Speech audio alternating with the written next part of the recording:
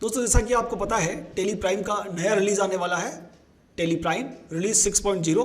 और इस नए रिलीज में बैंकिंग को लेकर बहुत सारे नए बदलाव, नए अपडेट्स हमें मिलने वाले हैं। लेकिन अभी शुरुआत में सभी बैंक्स को आप डायरेक्टली टेली से कनेक्ट नहीं कर पाएंगे, तो उसके लिए घबराने की आवश्यकता नहीं है। यदि आपका बैंक टेली से डायरेक्ट कनेक्ट नहीं हो पा रहा है तो आप अपने बैंक का बैंक स्टेटमेंट इस नए रिलीज में इंपोर्ट कर पाएंगे। और जब एक बार आप बैंक स्टेटमेंट टेली में इंपोर्ट कर लेंगे तो उसके बाद इस नए रिलीज में बैंक रिकन्सिलिएशन स्टेटमेंट तैयार करना बहुत आसान आपके लिए होने वाला है। हालांकि हमने हमारे चैनल पर बैंक रिकन्सिलिएशन को लेकर step by step videos upload किए हैं। बीआरएस को लेकर पूरी सीरीज आपको देखने को मिलेगी। फर्स्ट वीडियो में आप सीख पाएंगे कि बीआरएस होता क्या है, कब हमें इसे बनाना होता है और इसकी आवश्यकता क्या है। बैंक रिकन्सिलिएशन स्टेटमेंट को हम दो प्रकार से टेली के माध्यम से बना सकते हैं। एक मैनुअल मेथड होता है और दूसरा ऑटो बीआरएस मेथड होता है, जिसके माध्यम से ऑटोमेटिकली स्टेटमेंट तैयार हो जाता है। इस तरह से एक बीआरएस और बनता है जिसे ओपनिंग बीआरएस कहा जाता है। तो ये तीनों ही मेथड के वीडियोस आपको चैनल पर मिल जाएंगे, जिनका लिंक भी मैंने इसी वीडियो के डिस्क्रिप्शन में डाल दिया है। तो आज इस नए वर्जन को लेकर जो अपडेट हुए हैं, अपने बैंक स्टेटमेंट को इंपोर्ट करते हैं तो यहाँ पर कुछ नए ऑप्शंस दिए गए हैं जिनके माध्यम से और आसानी से बैंक रिकन्सिलिएशन स्टेटमेंट तैयार किया जा सकता है। तो आज के वीडियो में इसी पर हमारा फोकस रहेगा। आइए शुरू करते हैं। बैंक स्टेटमेंट को इस नए रिलीज में इंपोर्ट करने से पहले मैंने अपने बैंक का एक लेजर क्रिएट कर लिया है। यहाँ आप देख पा रहे हैं आईडीबीआई बैंक के नाम से ये लेजर मैंने तैयार किया है। इसमें अकाउंट होल्डर का नाम, अकाउंट नंबर, आईएफएससी कोड, ये सारी जानकारी इनपुट कर दी है और बैंक का जो ओपनिंग बैलेंस था वो भी यहाँ पर इनपुट करते हुए इस लेजर को सेव कर लिया है। देन फिर बैंक स्टेटमेंट इंपोर्ट करने के लिए आपको ऊपर इंपोर्ट मेन्यू में जाना है और यहाँ आपको मिलेगा बैंक स्टेटमेंट। जैसे ही आप इस पर क्लिक करेंगे तो आपने जितने भी बैंक के लेजर्स बना रखे होंगे वो आपको यहाँ पर डिस्प्ले हो जाएंगे। उसमें से आप अपना बैंक सेलेक्ट कीजिए जिसका स्टेटमेंट आप टेली में इंपोर्ट करना चाहते हैं और यहाँ आपको फाइल का पाथ बताना पड़ेगा कि आपका बैंक स्टेटमेंट आपके कंप्यूटर में किस लोकेशन पर स्टोर है। वो लोकेशन यहाँ से सेलेक्ट कर लीजिए। जैसे हमने यहाँ पर ई ड्राइव में बैंक स्टेटमेंट को सेव किया है, उसका फॉर्मेट एक्सेल है। तो जैसे ही हम फाइल टाइप एक्सेल लेते हुए एंटर करेंगे तो उस लोकेशन पर ये आईडीबीआई बैंक के नाम से हमारी एक्सेल फाइल अब यहाँ डिस्प्ले हो रही है। एंटर प्रेस कीजिए और जैसे ही आप टेली को परमिशन देंगे तो टेली बैंक स्टेटमेंट को प्रीव्यू के साथ इंपोर्ट कर देगा। यहाँ देखिए हमारे बैंक स्टेटमेंट में टोटल 17 एंट्रीज हैं और 17 एंट्रीज टेली ने इंपोर्ट कर ली है। यदि मैं आपको बैंक स्टेटमेंट दिखाऊं तो बैंक स्टेटमेंट कुछ इस तरह से है। यहाँ पर 17 एंट्रीज हैं और इस बैंक स्टेटमेंट को ही टेली ने इंपोर्ट कर लिया है। और स्टेटमेंट के अनुसार जितने भी विड्रॉल्स हैं, जितने भी डिपॉजिट हैं, वो अलग अलग बाइफरकेट होते हुए हमें यहाँ पर डिस्प्ले हो रहे हैं। जैसे आप नीचे दिए गए इंपोर्ट बटन पर क्लिक करेंगे तो टेली में सक्सेसफुली वो सारी एंट्रीज इंपोर्ट हो रही हैं और बैंक रिकन्सिलिएशन समरी के लिए नीचे फिर से आपको एक बटन मिल जाएगा। जैसे आप इस बटन का यूज़ करेंगे automatically bank reconciliation summary report आपको दिखाई देने लगेगी। Balance as per company book 14,648.62 था। जैसा कि मैंने आपको बताया, आप बैंक का लेजर बनाते समय ही हमने ओपनिंग बैलेंस डाल दिया था। और उसके बाद नीचे आपको दिखाई दे रहा है available only in bank. Bank में डिपॉजिट्स और विड्रॉल्स के रूप में कुछ एंट्रीज हैं जो हमारी बुक्स में अभी नहीं हैं। बैंक स्टेटमेंट के अनुसार जो बैलेंस होना चाहिए वो आपको यहाँ दिखाई दे रहा है।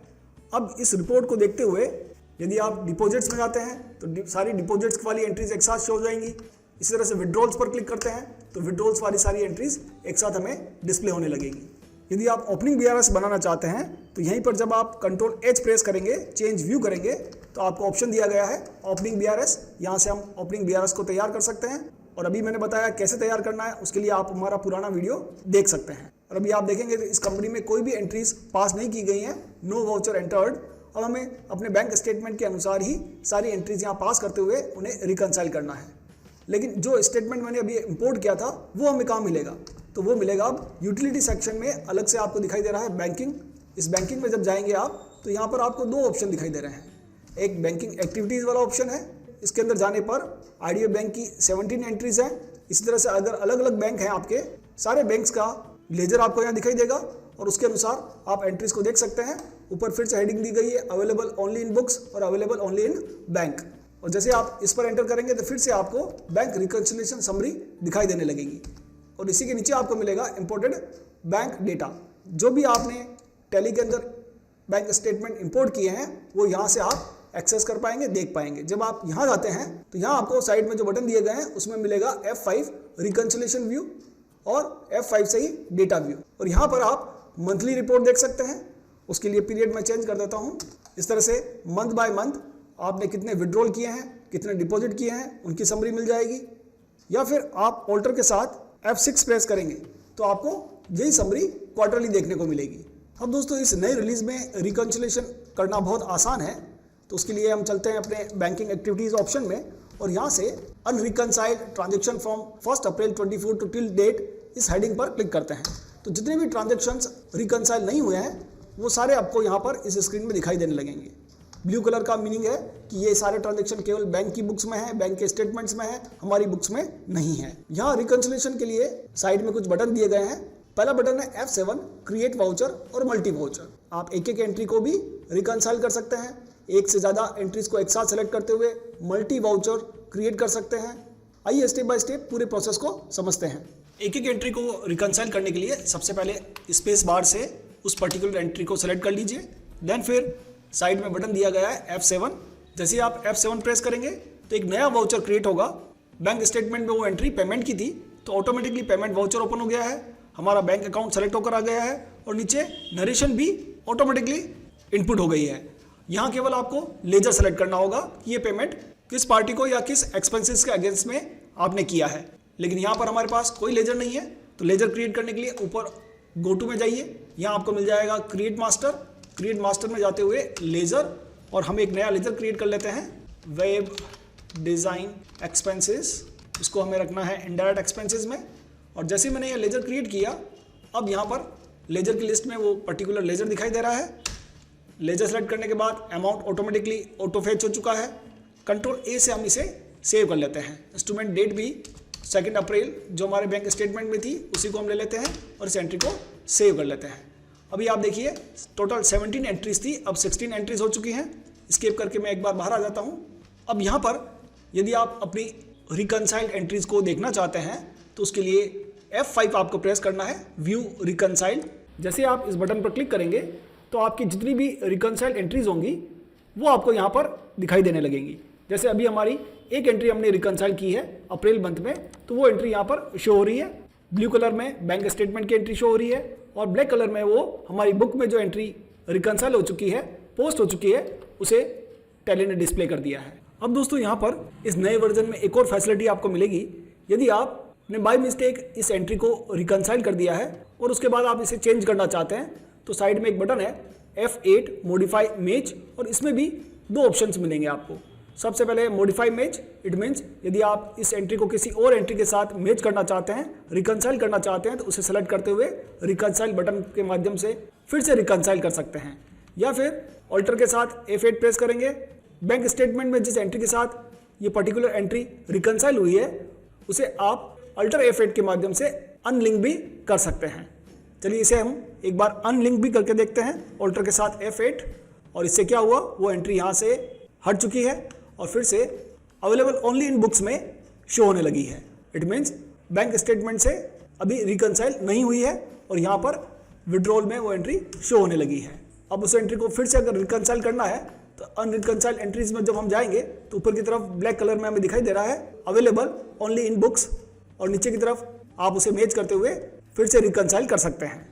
अब दोस्तों यहाँ पर हमने एक नई कंपनी क्रिएट की है और उसके बाद बैंक स्टेटमेंट को इंपोर्ट करते हुए BRS तैयार कर रहे हैं। लेकिन हो सकता है कि आपकी पुरानी कंपनी हो और उसमें आपने बैंक से संबंधित ट्रांजैक्शंस पहले ही पोस्ट कर रखे हों, तो ऐसी कंडीशन में वो सभी ट्रांजैक्शंस जो आपकी बुक्स में होंगे और बैंक स्टेटमेंट में नहीं होंगे वो आपको ऊपर की तरफ अवेलेबल ओनली इन बुक्स की हेडिंग के अंदर दिखाई देने लगेंगे। तो अभी मैंने आपको बताया कि सिंगल एंट्री के साथ हम किस तरह से BRS तैयार कर सकते हैं। लेकिन यदि आप एक साथ एक से अधिक एंट्रीज को रिकंसाइल करना चाहते हैं तो स्पेस बार से उन सभी एंट्रीज को एक बार सेलेक्ट कर लीजिए। जैसे हम इन 3 एंट्रीज को एक साथ रिकंसाइल करेंगे तो उसके लिए मैंने स्पेस बार से इन तीनों एंट्रीज को सेलेक्ट कर लिया है। देन फिर से साइड में बटन बार F7 क्रिएट वाउचर और मल्टी वाउचर, जैसे हम यहाँ पर क्लिक करेंगे तो ऑटोमेटिकली टैली पूछेगा कि इस पर्टिकुलर एंट्री को किस लेजर के साथ आप एसोसिएट करना चाहते हैं, जोड़ना चाहते हैं।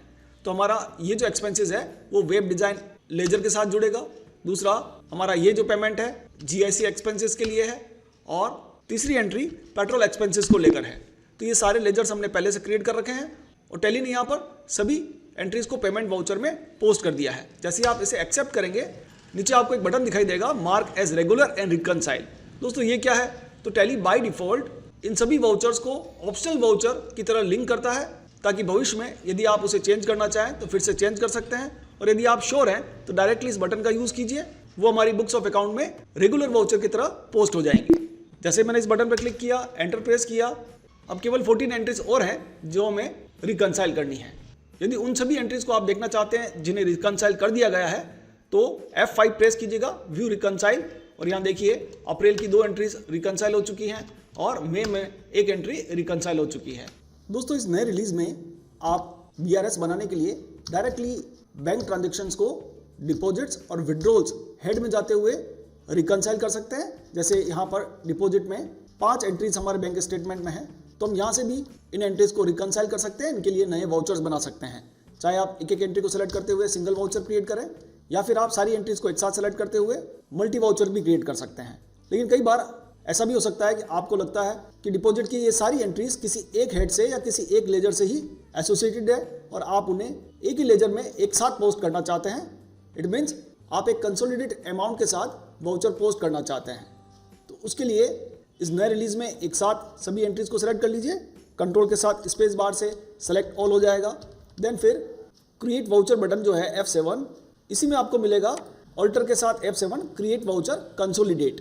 ऑल्टर के साथ जैसे ही आप F7 प्रेस करेंगे तो ये जो सारी एंट्रीज दिख रही हैं आपको, इन सब का टोटल होगा और उसके लिए एक वाउचर यहाँ पर क्रिएट होने वाला है। Alter F7 receipt voucher Tally ने ओपन कर लिया है। अब आप जो भी आपका इनकम हेड है उसे सेलेक्ट कर लीजिए और टोटल जो एंट्रीज का अमाउंट था उसको लेते हुए टैली में एक एंट्री हम लोग पोस्ट कर सकते हैं। एंट्री को सेव करने के बाद अब जब आप रिकनसाइल व्यू में जाएंगे F5 प्रेस करके, तो यहाँ पर मई में जो हमने अभी एंट्रीज एक साथ कंसोलिडेटेड वाउचर के माध्यम से रिकनसाइल की है वो आपको दिखाई देने लगेगी। तो दोस्तों इस तरह से आप डिपॉजिट्स की एंट्रीज को एक साथ कंसोलिडेटेड वाउचर के माध्यम से रिकनसाइल कर सकते हैं। अब हमारे पास विड्रॉल्स की सारी एंट्रीज बची हुई हैं, तो इन्हें रिकनसाइल करने से पहले मैं आपको एक कंडीशन और बता देता हूँ। जैसा कि आप यहाँ देख रहे हैं कि 2 एंट्रीज सेम अमाउंट से है, 1000 दोनों पेमेंट की एंट्रीज हैं, विड्रॉल की एंट्रीज हैं। और मान लो आपने अपनी बुक्स में एंट्री पहले ही पोस्ट कर रखी है, एक वाउचर पोस्ट कर लेते हैं, दिसंबर 10 website designing expenses 2000 rupees IDBI bank. अब दोस्तों इस एंट्री को हम रिकनसाइल करना चाहते हैं तो बैंकिंग में जाएंगे, बैंकिंग एक्टिविटीज़, और यहाँ आप देखेंगे कि वो दोनों entries available only in books वाली हेडिंग में हमको दिखाई दे रही है। आपको चलना है अनरिकनसाइल्ड ट्रांजेक्शन्स में और ये एंट्री हमें दिखाई दे रही 10 दिसंबर जो हमारी बुक्स में हमने पोस्ट की थी। इसे रिकनसाइल करने के लिए यहाँ आकर F8 रिकनसाइल बटन प्रेस करना है और जो ऊपर वेबसाइट डिज़ाइनिंग एक्सपेंसेस है उसे रिकनसाइल करने के लिए नीचे से बैंक स्टेटमेंट में जो दोनों एंट्रीज हैं उन दोनों को आप स्पेस बार से इस तरह से सेलेक्ट कर लीजिए और बटन बार पे एक बटन मिलेगा आपको F9 ऐड, उन दोनों एंट्रीज को ऐड कर दीजिए। देन फिर रिकनसाइल बटन के माध्यम से आप टैली को बता सकते हैं कि इन दोनों एंट्रीज का एक साथ हमने एक ही वाउचर क्रिएट कर दिया है और टैली ने रिकनसाइल कर देगा। अब चलिए फिर से BRS समरी देखते हैं। अब विड्रॉल के 8 ट्रांजेक्शन्स और हैं। यदि आप इन सारे ट्रांजेक्शन को जो कि विड्रॉल के हैं, पेमेंट से रिलेटेड हैं, उन्हें किसी एक पेमेंट हेड में या एक लेजर में पोस्ट करते हुए रिकनसाइल करना चाहते हैं तो कंट्रोल स्पेस बार से सारी एंट्रीज को एक साथ सेलेक्ट कर लीजिए, F7 प्रेस कीजिए और ऊपर की तरफ आपको एक कॉमन लेजर का अलग से ऑप्शन दिखाई देगा। यहाँ जाते हुए जो भी आपका एक्सपेंसेस हेड है या कॉमन जो लेजर हेड है उसे सेलेक्ट कर लीजिए। जैसे हम लोग यहाँ पर सेलेक्ट कर लेते हैं GIC एक्सपेंसेस और आप देखेंगे सारी एंट्रीज में टैली ने ledger name GIC expenses set कर दिया है। कंट्रोल A करते हुए आप इसे सेव कर लीजिए और मार्क एज रेगुलर और रिकनसाइल बटन का यूज करते हुए इन्हें रिकनसाइल कर दीजिए। Bank summary, balance as per bank statement 12,325 और हमारी बुक्स में balance as per company books 11,560 हमको शो हो रहा है। अब दोस्तों केवल एक ट्रांजैक्शन ऐसा है जो केवल हमारी बुक में है लेकिन बैंक स्टेटमेंट में नहीं है। तो इस ट्रांजैक्शन का क्या होगा? इस ट्रांजैक्शन को हमें डिलीट करना होगा। एंटर प्रेस कीजिए, वाउचर में जाइए और डी प्रेस कीजिए और इस वाउचर को डिलीट कर दीजिए। अब हमारा जो बैलेंस है एज पर कंपनी बुक वो भी 12,325.52 है और बैंक स्टेटमेंट में जो बैंक का बैलेंस था वो भी 12,325 रुपये 52 पैसे है। तो इट मीन्स अब हमारा परफेक्टली बैंक रिकन्सिलिएशन स्टेटमेंट तैयार हो गया है। तो दोस्तों इस नए रिलीज में मैनुअल BRS किस तरह से तैयार करना है, ये पूरा प्रोसेस आज के वीडियो में हमने सीखा है। नेक्स्ट वीडियो में हम इसी प्रोसेस को ऑटोमेटिक करने वाले हैं। Auto BRS Tally Prime release 6.0 में किस तरह से तैयार होगा। यदि आज का हमारा ये वीडियो आपको पसंद आया हो, उपयोगी लगा हो, ज्ञानवर्धक लगा हो, तो आप इसे जरूर लाइक करें, शेयर करें और कमेंट करें। आज की वीडियो में इतना ही, मिलते हैं अगले वीडियो में। तब तक के लिए खुश रहिए, सीखते रहिए, सिखाते रहिए। वीडियो देखने के लिए आपका बहुत बहुत धन्यवाद।